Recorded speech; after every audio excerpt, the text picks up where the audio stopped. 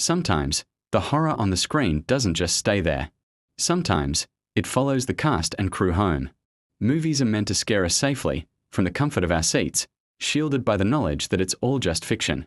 But there are moments in film history when reality feels so much darker than the script. When actors die unexpectedly. When bizarre accidents happen. When illness strikes without warning. Is it just a string of terrible coincidences? Or is it something else? Tonight, we are diving into some of the most infamous horror productions in history. Films that left behind not just box office records, but also real-life tragedies. And whether you believe in curses or not, these stories will absolutely stay with you. Let's start with a classic, Poltergeist. Released in 1982, it became one of the most iconic horror films of its time. A suburban family, a haunted house, a little girl talking to the static on the television. But what many people remember just as vividly as the movie itself is what happened after the cameras stopped rolling. Within just 6 years of its release, 4 of the film's cast members were dead. The rumors of a curse began almost immediately, fueled by one particularly disturbing detail. During the famous pool scene, the production allegedly used real human skeletons because they were cheaper than plastic props. To the producers, it was a practical decision. But to many others, it felt like they were inviting something terrible in. The first tragedy struck Dominique Dunne, who played the older sister, Dana. In November 1982, just a few months after the film's release, her abusive ex-boyfriend came to her home. An argument escalated into a violent attack, and he strangled her. Dominique fell into a coma and never woke up. She was only 22 years old. The horror community was shaken, but the strange and tragic events didn't stop there. Julian Beck, who gave a bone-chilling performance as the preacher Cain in Poltergeist 2, died of stomach cancer in 1985, just months before the sequel was even released. Then, in 1987, Will Sampson, another actor from the second film, died from complications following a heart-lung transplant. And then came the most heartbreaking loss of all. Heather O'Rourke, the sweet little girl whose innocent voice delivered the unforgettable line, "They're here." In 1988, at just 12 years old, Heather died suddenly from cardiac arrest caused by septic shock, the result of a misdiagnosed intestinal issue. She had been in the middle of filming the third movie in the franchise. With her death, the pattern felt undeniable. 4 deaths, all connected to one film series. Was it all just tragic coincidence? Or did something truly dark linger behind the camera? No official explanation has ever supported the idea of a curse. But in Hollywood, whispers like these don't die easily. Some on-set accidents are so shocking they change film history forever. In 1993, while filming The Crow, Brandon Lee, the son of the legendary martial artist Bruce Lee, was preparing for a dramatic death scene. In the script, his character is shot at close range by thugs. The prop gun was loaded with blanks, which are supposed to be harmless. But what nobody knew was that a piece of a dummy round, used in a previous scene, had broken off and become lodged inside the barrel of the gun. When the blank was fired, it propelled that tiny fragment forward with the force of a real bullet. It struck Brandon Lee in the abdomen. He died in the hospital just hours later. He was 28 years old. The film was nearly finished, and it was eventually completed using a stunt double and early digital effects to superimpose Brandon's face.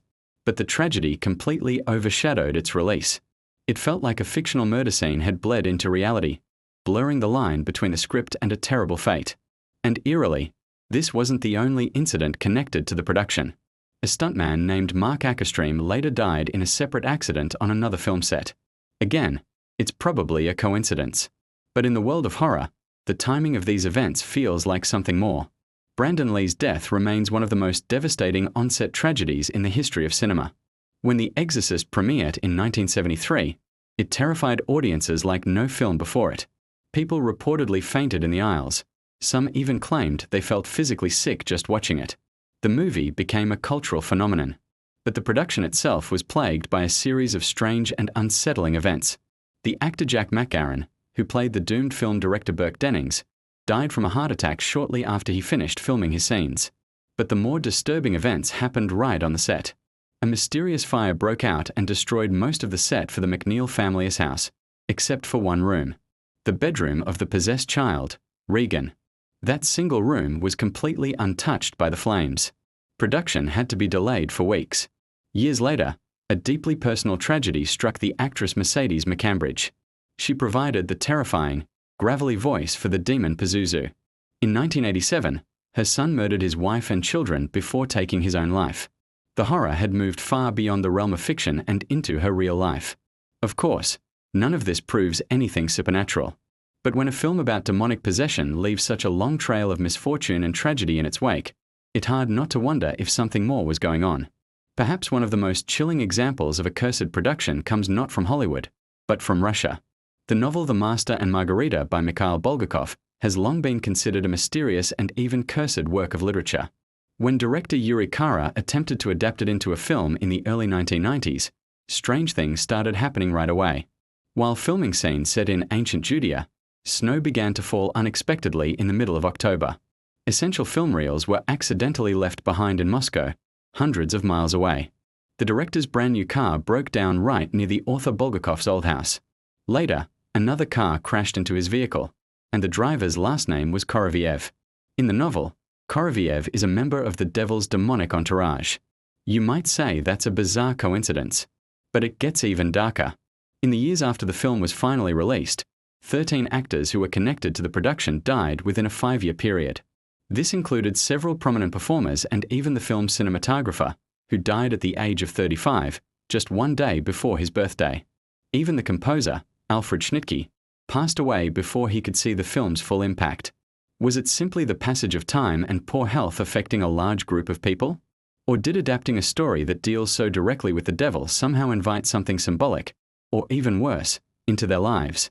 There is no scientific evidence for curses, but the human mind is wired to find patterns, especially when we are trying to make sense of tragedy. We connect events, we look for meaning where there might be none. Statistically speaking, film productions involve hundreds of people working over long periods of time. Over the course of years, illnesses and accidents are, unfortunately, inevitable. But horror films are different. They deal with dark themes, death, demons, and violence. And when something goes wrong during or after one of these productions, it feels connected. It feels intentional. Perhaps the real curse is simply the power of suggestion. When people go into a project expecting it to be haunted or cursed, they start to notice every little thing that goes wrong. Every shadow in the corner, every flickering light, every piece of bad luck. And soon, the story of the curse grows and takes on a life of its own. But there is another possibility, one that's not supernatural at all. It's human. The long hours, the physical stress, the dangerous stunts, and the use of practical effects with real weapons or fire. Sometimes the horror isn't paranormal. It's negligence. It's risk. It's the pressure of the industry. And yet, the feeling of unease remains. Because when fiction mirrors reality just a little too closely, it unsettles us on a deep level. So, the final question is this: are horror films cursed? Or do we curse them with our own fear and fascination? The truth is probably simple and uncomfortable. Tragedy doesn't need ghosts to happen. But stories do. And when we hear about actors dying right after portraying a character who meets a grim fate, it feels like the story refused to end when the director yelled cut. Maybe horror films don't actually carry curses. Maybe they just serve as a powerful reminder that reality itself is fragile. And sometimes, the scariest part of the movie is what happens after the credits roll. Thanks for watching. If you found these stories as chilling as I did, make sure to hit that subscribe button and turn on notifications so you don't miss our next deep dive into the unknown. See you next time.